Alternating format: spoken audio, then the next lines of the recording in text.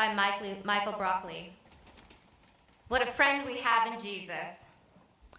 When I asked him why God made me white and guided me to this church, Reverend Williams answered that everyone brings a gift to the table, that everyone has a time and a place and a purpose. As I combed the hair of my Trinity girlfriends, I questioned my blonde hair and fair skin. On television, policemen sprayed men and women who looked my pastor with a fire hose. My pastor, who wrote poetry and ran for mayor, whose father was lynched by people who looked like me. We drank lemonade in the kitchen of the basement of the church, and I trusted the wisdom of the man who stood waist deep in the baptism river that lowered me into salvation. He said, "Those are not your sins," and prayed that I would not be silent in the presence of evil. Said my time to stand for justice, it would come. Through it all. In the year Gloria Gaynor chartered with I Will Survive, my dad co-signed a loan for me to buy a 1975 Chevrolet Malibu Classic. Silver, with black vinyl roof and black bucket seats that swiveled. $85 a month. I played Earth, Wind, and Fire on my 8-track, Stevie Wonder, Bob Seger, and I christened my car Silver Bullet. I worked as a crew member at Tillotson's McDonald's to make money for my payments. I ran the cash register, cooked fries, took drive-through orders for milkshakes, and I played touch football in the streets. Lettered in basketball, volleyball, tennis, and gymnastics. I became one of the first females to be awarded a Bearcat varsity letterman's jacket. I drove Silver Bullet to practices, to school, to work, and to worship. Whenever I saw the lady who taught me how to make fried chicken, who she was waiting for a bus or walking to church, I always gave her a ride. Once a friend dared me to push that Silver Bullet's 350 engine to 100 miles per hour one morning. Well, driving west on Kilgore, by Warner Gear, I chickened out at about 95. On Halloween morning, someone soaped and egged my car. They insulted my friends, the people I loved, with what they wrote on the windows. They were the most hateful words I know. My dad reminded me, people learn to hate because they've never been taught the way that my mother and they had taught me. The way Reverend Williams and the Trinity ladies, they had taught me about love.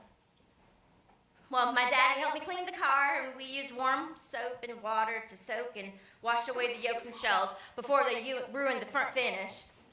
And I drove that Silver Bullet to the Halloween party at church that night.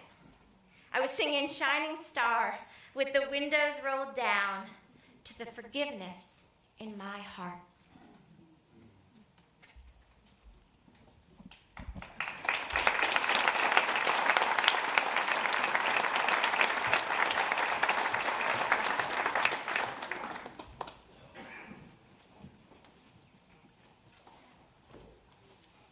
Transcending racism with culture and pride.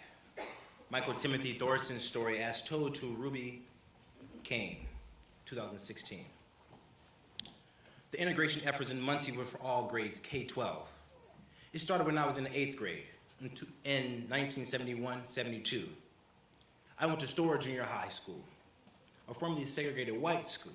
It was a new school. In my first year at Storer, they took 100 kids from my neighborhood and blended it with 1,100 or so white students. We were each paired with a white student to be our guide. They teamed us up according to our GPA, our curriculum, and our grade. Dwayne, he was my guy, Dwayne Adrian, who is now my internist and the godfather of my first child. We developed a friendship that lasts even until today. We didn't have any race riots at school. On the south side of town, they had race riots during the school integration. There were only 100 of us. We weren't stupid. We were 6 or 7 miles away from home. We couldn't pick a fight and run home. The odds were 11-1. I seemed to be able to mix with the white students okay, probably because I was competitive academically. That seemed to get some respect. I started in every sport. In high school, I won state and choir and sang solos. I experienced bigotry with my basketball coach. He didn't want me to get in the score box with that high score. I led in rebounds and assists. He couldn't stop me there. He was a tremendous bigot. I played varsity as a sophomore. And in my junior and senior year, he was such a bigot. He made sure I didn't receive any recruitment letters from any colleges. The way I was recruited, a guy from an all-white town, Greenville, he saw me play. He contacted the coach from IUPUI, and he reached out to me directly. By the time I was 21, I graduated from IUPUI, and I was vice president of Board to Warner Corporation. In manufacturing, I had to deal with the good old boys. Someone got into my lunchbox and put human feces in it. A worker in a lift truck ran over my steel-toed shoes. I had to go to the hospital.